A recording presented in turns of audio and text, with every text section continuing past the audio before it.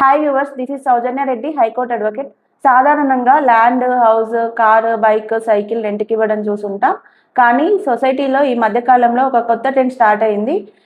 అది bank account రెంట్కి ఇవ్వడం. కమిషన్ కోసం ఆశపడి వాళ్ళ పేరుపై ఉన్న అకౌంట్ను వేరే వాళ్ళకి రెంట్కి ఇస్తున్నారు. వాళ్ళు ఆ అకౌంట్ని బెట్టింగ్ యాప్స్లో కానీ, గేమ్ యాప్స్లో కానీ ఉపయోగించి ఏదైనా ఇల్లీగల్ ట్రాన్సాక్షన్స్ చేస్తే ఆ ట్రాన్సాక్షన్స్కి మీకు ఎలాంటి సంబంధం లేకపోయినా ఆ అకౌంట్ మీ పేరుపై ఉన్నందున దానికి పూర్తి బాధ్యత మీరే వహించాల్సి ఉంటుంది.